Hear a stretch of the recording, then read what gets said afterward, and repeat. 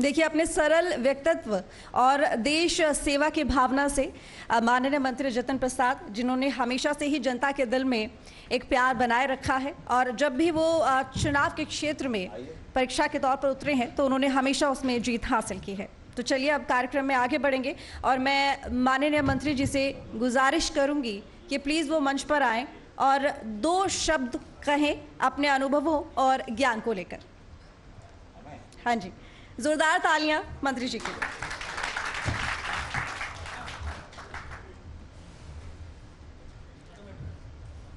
बहुत बहुत धन्यवाद। आज यहाँ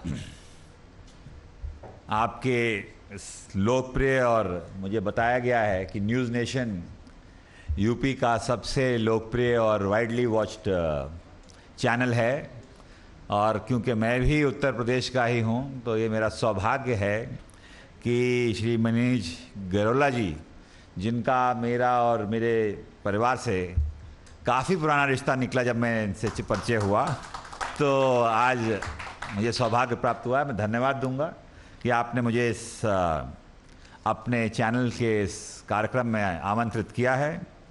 यहाँ पर श्री भुवन भट्ट जी भी हैं और हमारे पुराने साथी मोहित भी हैं जो इधर से उधर चल रहे हैं, और बहुत से लोग हैं जो इस सभागार में उपस्थित हैं। सभी का मैं धन्यवाद दूंगा कि आपके स्वागत और सम्मान के लिए। आज मुझे बड़ी प्रसन्नता है कि यहाँ कुछ अवार्ड्स भी दिए जाएंगे जो लोगों ने अपने क्षेत्र में महारत हासिल की है, मगर उससे पहले मुझे ये कहने में कोई गुरेज नहीं कि हमें भी अपने इस चैनल्स जो हैं वही माध्यम है जनता तक अपने विचार पहुंचाने का, अपने कार्य पहुंचाने का, और जो प्रधानमंत्री जी का कहना है ना कि परफॉर्म, रिफॉर्म, ट्रांसफॉर्म, उसके साथ एक चीज़ और जुड़ गई है, वो है इन्फॉर्म। तो जो हम लोग कार्य करते हैं उसका इन्फॉर्म तो आप ही करेंगे जनता को, और आपके चैनल द्वारा ही हम अपने कार्य को पहुंचा सकेंगे। और ये मेरा सौभाग्य मुझे मिला। आपने तो बड़ी बढ़ाई कर दी मेरी वो जो इंट्रोडक्शन में, मगर मुझे सौभाग्य मिला है आदरणीय प्रधानमंत्री नरेंद्र मोदी जी के सानिध्य में काम करने के, और प्रदेश में भी माननीय मुख्यमंत्री योगी आदित्यनाथ जी के सानिध्य में जब मैं वहाँ काम कर रहा था, और फिर मुझे प्रतिष्ठित सीट पीलीभीत लोकसभा से निर्वाचित होने का सौभाग्य मिला, वहाँ की जनता का आशीर्वाद मिला। और यहाँ जो दायित्व है वो बहुत ही महत्वपूर्ण विभाग हैं दोनों, जिसका मैं राज्य मंत्री हूँ, वाणिज्य और आईटी। और यही आज के इस दौर के महत्वपूर्ण अंग हैं जो भारत को इतनी तेज़ी से आगे बढ़ा रहे हैं। तो ये स्वाभाविक है कि हम बताएंगे और बताना चाहते हैं आपके माध्यम से देश की जनता को, प्रदेश को, कि खास तौर से आईटी जो क्षेत्र है, जो एक ज़माने में कुछ ही लोगों को जिस पे रुचि थी और जानकारी थी, वो आज जन जन तक पहुंच गया है और एक बहुत बड़ी चुनौती हो गई है। भारत में करीब 80 crore mobile users, internet users हो गए हैं। वो कोई मामूली चीज़ नहीं है, और उसके ज़रिए सरकार ने ये फैसला लिया है कि हम अपने देश को डिजिटली लिटरेट बनाएंगे। जो कहते हैं ना, एक डिजिटल डिवाइड होती है। डिजिटल डिवाइड ये होती है कि कुछ लोग तो बड़े महारत हासिल कर गए आईटी में और कुछ लोग पीछे चले गए, मगर ये सरकार और ख़ास तौर से प्रधानमंत्री जी का यही संकल्प है कि जन जन तक आईटी रेवोल्यूशन का लाभ पहुँचे, और इस मोबाइल के ज़रिए और इंटरनेट के ज़रिए, इस साइबर वर्ल्ड के ज़रिए जो विभिन्न योजनाएं हैं हमारी, वो सिर्फ चंद लोगों तक सीमित ना हो जाएं, वो गांव और धरातल तक पहुँचे। तो सबसे पहले जो इसके साथ अच्छाइयाँ भी हैं, और क्योंकि ये नया फील्ड है इसके साथ चुनौतियाँ भी हैं। साइबर सिक्योरिटी एक बहुत बड़ा चैलेंज है, जिसके लिए हम लोग पूरा प्रयास कर रहे हैं, हमारा विभाग और तमाम, क्योंकि जो लोग गड़बड़ी करना चाहते हैं वो कुछ नया सोच लेते हैं।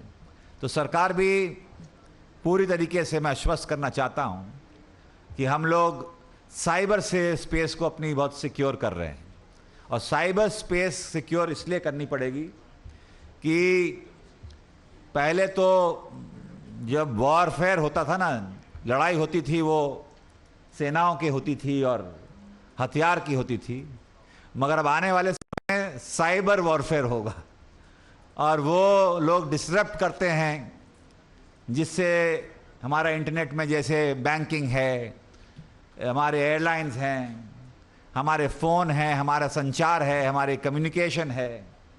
तो इसको सिक्योर करने की एक बड़ी चुनौती है जो हम लोग मोदी सरकार में प्राथमिकता पे ले रहे हैं और प्रयास कर रहे हैं कि हमारे सिटीजन सिक्योर रहें, किसी उस चीज़ का शिकार ना बने। और आपके माध्यम से और आज भी हम लोग प्रचार प्रसार करेंगे कि डिजिटल हाइजीन होती हैं बहुत सी चीज़ें, जैसे जब कोई मैसेज आता है बिना अनजान जगह का या ईमेल आती तो नहीं खोलनी चाहिए, क्योंकि उसमें ही आज के तौर में आपके वायरस आ सकता है। जो तमाम इतने सॉफ्टवेयर अपडेट्स होते हैं वो तुरंत अपडेट करना चाहिए ताकि कोई वो लोग सफल ना हो जाएं जो लोगों को ठगना चाहते हैं। खैर, बहुत सी ऐसी चीज़ें हैं आईटी के जरिए हम लोग अब कल ही आदरणीय प्रधानमंत्री जी के नेतृत्व में भारत सेमीकंडक्टर, जो एक बहुत बड़ी जो चिप होती है जिससे तमाम चीज़ों पे इस्तेमाल होती है, हमारी मेमोरी के, हमारे मोबाइल्स में, हमारी गाड़ियों में, अन्य टेक्नोलॉजी में, उसकी एक बहुत बड़ी कॉन्फ्रेंस और विशेषज्ञ आ रहे हैं भारत में, और अगले 2 दिन वो कॉन्फ्रेंस चलेगी। तो उसके मैन्युफैक्चरिंग के लिए, आत्मनिर्भर होने के लिए प्रयास यही है कि हर क्षेत्र में भारत आगे बढ़ रहा है, मगर अब जो प्रायोरिटी सेक्टर्स होंगे, चाहे वो कॉमर्स वाणिज्य में हो या आईटी में हो, कि हमें अपने एक्सपोर्ट्स बढ़ाने हैं, हमारी इंपोर्ट डिपेंडेंस, दूसरों देशों पे निर्भरता कम करनी है, हमारी इकोनॉमी बढ़नी है, और साथ ही साथ सबसे महत्वपूर्ण रोजगार, वो ये सरकार की प्राथमिकता है कि हम वो प्राथमिकताएं लेंगे, मैन्युफैक्चरिंग बढ़ाएंगे, और ये जो उत्पादन बढ़ाने के लिए जो सरकार प्रोत्साहन दे रही है उसमें योजनाएं तो बहुत हैं। स्मॉल स्केल या एमएसएमईज जो हैं आपके, जो 45% एक्सपोर्ट एमएसएमई द्वारा होते हैं। तमाम लोग जो नौकरियां पाते हैं वो एमएसएमईज में ही दिए जाते हैं। तो इस सरकार में इंसेंटिव लिंक्ड स्कीम्स, प्रोत्साहन के लिए, एक है प्रोडक्शन लिंक्ड, कि कुछ सेक्टर्स हैं, चाहे 14 हैं, जिसमें आप उत्पादन करेंगे मानकों के आधार पे, तो सरकार आपको आर्थिक सहायता देगी और प्रोत्साहन देगी। और अभी बजट में एक और एम्प्लॉयमेंट लिंक्ड इंसेंटिव, रोजगार के लिए, उसको बढ़ाने के लिए अगर जो संस्थाएं हैं, अगर वो ज़्यादा लोगों को रोजगार देंगी तो सरकार उन्हें आर्थिक सहायता देगी। तो ईएलआईज भी हैं, पीएलआईज भी हैं, production linked incentives, employment linked incentives, तमाम ऐसी योजनाएं। और प्रयास यही है कि हम ज़्यादा से ज़्यादा लोगों को आमदनी के जरिए दें। प्रयास यही है कि भारत जो है वो आत्मनिर्भर हो। ये अमृतकाल जो है, जिस प्रधानमंत्री जी ने जिसका सपना देखा है, इसमें विकसित भारत की जो परिकल्पना है उसकी पूर्ति हो। हम तेज़ी से आगे बढ़ रहे हैं। मुझे विश्वास है कि आप लोगों के सहयोग से, क्योंकि आप ही वो माध्यम हैं जिसके ज़रिए हम जन जन तक पहुंचते हैं, और हर एक कोई भी योजना, कोई भी कार्यक्रम तभी सफल हो सकता है जब उसके साथ जन सहयोग हो, जब उनमें बाकी लोगों का समर्थन हो। ये सिर्फ कागज़ों पे योजनाएं बना के दस्तखत करने से कोई योजना सफल नहीं होती। सफल तब होती है जब उसके लिए, सफल बनाने के लिए सभी स्टेक होल्डर्स, जिनके लिए वो योजना बनी है, जनमानस के लिए, आप जैसे चैनल्स के लोग जो उसका प्रचार प्रसार और सही ढंग से उसको जनता तक इन्फॉर्म करने की भूमिका निभाते हैं, और जो लोग बनाते हैं योजना, तो सभी को साथ लेके चलें, तब जाके योजनाएं सफल होती हैं। और मुझे बड़ी प्रसन्नता है आज ये भी बताने के लिए कि ये 100 दिन सरकार पूरे करने वाली है, और इन 100 दिन में मोदी सरकार ने 2 लाख करोड़ के इन्वेस्टमेंट आउटले, कैपिटल एक्सपेंडिचर जो कहते हैं, वो ऑलरेडी पारित कर दिया है। जैसे उदाहरण के तौर, अरे जोर से ताली बजाइए, कोई मामूली चीज नहीं। अन्य सरकारों में 100 दिन में तो बाबू लोग लिखा पढ़ी करके योजना ही तैयार करते थे। यहाँ 100 दिन के अंदर 2 लाख करोड़ का आउटले सैंक्शन हो चुका है। जो मैं उदाहरण के तौर पे बता सकता हूँ, 50,000 करोड़ का जो कैबिनेट ने फैसला लिया, 8 इंडस्ट्रियल हाई स्पीड कॉरिडोर्स। ये जो कनेक्टिविटी बढ़ेगी, देश वही विकसित हो सकता है और आगे बढ़ सकता है जहां आने जाने की व्यवस्था हो, जहां कम्युनिकेशन और कनेक्टिविटी हो, और वो जगह कोई झांकने भी नहीं जाता जहां कनेक्टिविटी नहीं होती। ना वहाँ टूरिज्म बढ़ सकता है, ना वहाँ उत्पादन बढ़ सकता है, ना वहाँ का कुछ भी, वहाँ इकोनॉमिक एक्टिविटी नहीं हो सकती। और 36,000 करोड़ के जो इंडस्ट्रियल कॉरिडोर्स हैं, उसमें एक योजना है जो इंडस्ट्रियल सिटीज़ बनाने की, वो भी पिछले कैबिनेट मीटिंग में सैंक्शन हो गई हैं। अब ये इंडस्ट्रियल सिटीज़ क्या हैं? ये आपने सड़क तो बना दी, अब सड़क बनाने में अगर सिर्फ बड़े लोग और बड़ी गाड़ियाँ चलेंगी तो जनता को अगल बगल क्या फ़ायदा होगा। मगर अगर आप ये इंडस्ट्रियल सिटीज़ चिन्हित करके इन कॉरिडोर्स पे बनाएंगे तो उन सिटीज़ में पहुंचने के लिए बड़ी आसानी होगी, क्योंकि ये हाईवेज़ हैं। और सिटीज़ के साथ वहाँ पे जो ज़मीन होगी वो बड़े इन्वेस्टमेंट वालों को दी जाएगी। जब वहाँ कोई बड़ा इन्वेस्टमेंट होगा, जैसे एप्पल की मैन्युफैक्चरिंग हो रही है, फ़र्ज़ किया तमिलनाडु में या उत्तर प्रदेश में, तमाम हम बुंदेलखंड वगैरह में इन्वेस्टमेंट एरियाज़ बना रहे हैं, तो वहाँ जब इन्वेस्टमेंट होगा, एक फैक्ट्री लगेगी, उसके साथ वहाँ लोग काम करने आएंगे, तो जो आप सोच भी नहीं सकते, शिक्षक और शिक्षण संस्थान वहाँ खुल जाएंगे। वहाँ इसलिए खुलेंगे कि वहाँ पे उनको स्किल्ड मैन पावर चाहिए। वहाँ बाय प्रोडक्ट्स जो कंपोनेंट्स होते हैं छोटे, वो बनाने की फैक्ट्रियाँ लग जाएंगी। वहाँ टूरिज़्म की व्यवस्थाएं हो जाएंगी। जहाँ जिसकी जो उपलब्धता है, कहीं कहीं ये इंडस्ट्रियल सिटी वहाँ ले जाते हैं जहाँ टेक्निकल यूनिवर्सिटीज़ हों, ताकि वहाँ के बच्चे वहीं के वहीं पढ़ सकते हों। तो ये एक नए भारत की परिकल्पना है जो की जा रही है और हमारी आंखों के सामने की जा रही है, और मोदी जी के नेतृत्व में रिकॉर्ड समय में की जा रही है। ये जो निवेश हो रहा है, वो एक ज़माने में जब वो PSUs होते थे, पब्लिक सेक्टर, उनको कहा जाता था टेम्पल्स ऑफ मॉडर्न इंडिया, कि आधुनिक भारत के मंदिर थे वो।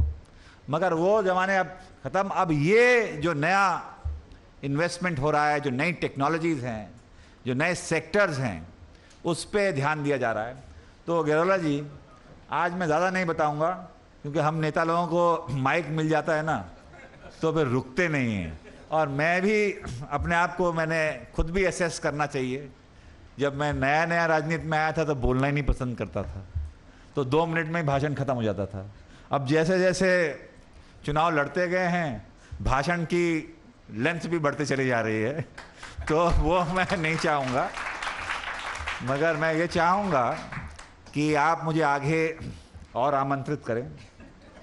ये पहली बार किया है, और आज मैंने बताया ना, कल कॉन्फ्रेंस है तो मुझे जल्दी है, मगर मैं चाहता हूँ ज़रा थोड़े सवाल हों, कुछ विचार हों, ताकि हमें भी कुछ सीख मिले कि जनता क्या चाह रही है, लोग किस दिशा में कार्य करना चाहते हैं, कहाँ फोकस किया जाए, कहाँ हमारी कमियां हैं जो दूर करनी होंगी। क्योंकि ये जो सेक्टर्स हैं, ये बूमिंग सेक्टर्स हैं। हम कॉमर्स में भी बड़े फ्री ट्रेड एग्रीमेंट्स कर रहे हैं, UAE से हो गया है, UK और यूरोप से हो गया है। ये सब व्यवस्थाएं बदल देंगे। ऐसी ऐसी चीज़ें आपको यहाँ उपलब्ध होने लगेंगी जिनकी ज़ीरो ड्यूटी होगी। तो ये जो हम कभी सोचते नहीं थे, वो हमारी आंखों के सामने हो जाएगा। क्योंकि एक ज़माने में जब हमारी इकॉनमी बंद थी तो 2 ही मॉडल गाड़ियों के थे यहाँ, याद है ना आपको, फिएट और एम्बेसडर होती थी। पॉलिसीज़ बदली, सब सुविधाएं भारत में आने लग गई। तो ऐसे ही मैं किसी और दिन आऊँगा, विस्तार से चर्चा होगी। आज मुझे बहुत धन्यवाद है आपका कि आपने मुझे यहाँ आमंत्रित किया और अपने विचार रखने का भी अवसर दिया। बहुत बहुत धन्यवाद आपका। न्यूज नेशन अब व्हाट्सएप पर खबरों के ताजा अपडेट के लिए न्यूज नेशन के इस QR कोड को स्कैन करें